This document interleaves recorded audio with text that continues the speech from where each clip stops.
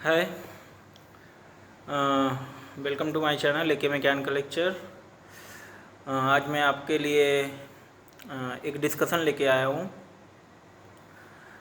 जो latest central government के द्वारा अनाउंस किया गया है कि वो आने वाले मंथ से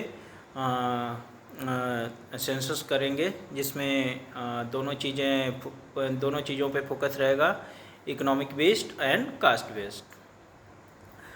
तो यहाँ पे जैसा कि पहले से जो रिजर्वेशन पॉलिसी चल रही है उसमें आप देख सकते हो कि 50% सीटें रिजर्व होती है ओबीसी SC ST के लिए, एंड रेस्ट 50% जो होता है वो जनरल के लिए होता है, और उसमें 50% में 10% EWS के लिए रिजर्व किया गया बीजेपी के द्वारा। लेकिन यहाँ पे प्रॉब्लम ये है कि ये काफ़ी डिस्कशन काफ़ी दिनों से चल रही है कि जिसका जितना संख्या है उसका ही उतनी ही भागीदारी भी होनी चाहिए।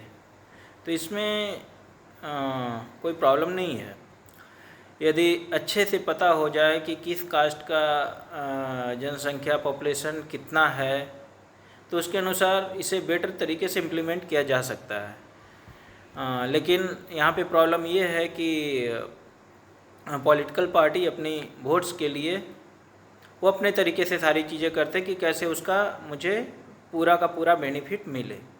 लेकिन यहाँ पे बात यह है कि यदि आप इसे पॉलिटिकली ना लो और इसे चाहो कि आप अच्छे तरीके से इम्प्लीमेंट करें जिससे किसी को भी ऑब्जेक्शन ना हो, तो यहाँ पे आप ये चीज़ कर सकते हैं कि मान लिया जाए टोटल पॉपुलेशंस 100 है। अब उसमें से जनरल जो भी फॉरवर्ड क्लास के लोग हैं उसमें वो उनका 14% या 20% जो भी है उनका जनसंख्या 100 में मान लिया जब इस हमारा फॉरवर्ड का हो गया, जो भी जनरल कास्ट के लोग आते हैं, 50 हो गया आपका ओबीसी के लोग आते हैं, तो 50 और 20% मान लीजिए हम जनरल कैटेगरी कंसिडर करते हैं, 50 एंड 20 आपका 70 हो गया, रेस्ट 30% आपका SC ST और अदर लोग आ जाएंगे।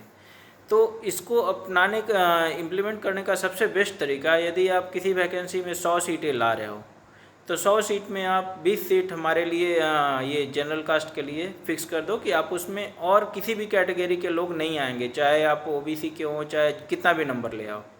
तो 100 में आप 20 फिक्स कर दो कि जनरल कैटेगरी के लिए रहेगा और किसी के लिए भी नहीं रहेगा। ओबीसी का 50 सीटें हैं तो 50% आप सीटें उन्हें दे दो, किसी को कोई ऑब्जेक्शन नहीं होना चाहिए। बाकी का रेस्ट जो 30% बचता है आप वो SC ST और जो भी हैं उन्हें दे दो। तो ये और इसके साथ साथ आपको ये भी करना होगा कि एज लिमिट सबके लिए सेम, फीस जनरल से यदि आप 1000 ले रहे हो तो उसको घटा के 500 करो और सबके लिए सेम करो। तो इसको अपनाने से क्या होगा कि मेरिट बेस्ड जो प्रॉब्लम होता है कि मान लिया जाए 100 में कुछ 15 नंबर 20 नंबर ला के कुछ कम नंबर वाले आ जाते हैं टीचिंग में या जो भी है, जो भी वैकेंसी में, तो उससे आपका क्या होगा, इससे आपका पूरा का पूरा मेरिट बेस्ड सिलेक्शन होगा। जैसे ओबीसी का 50 सीट आपने दे दिया तो उसमें जो 50 लोग अच्छे पढ़ने वाले होंगे वो आएंगे।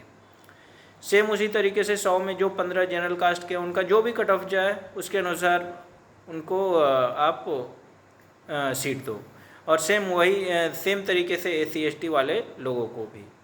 तो इससे क्या होगा कि आपका मेरिट भी आपका बच जाएगा कि जो अच्छे खासे नंबर लाए हैं तो वो अपने कैटेगरी में ही रहेंगे, उनको आप रैंक वाइज आप उनको सीट अलॉट करो।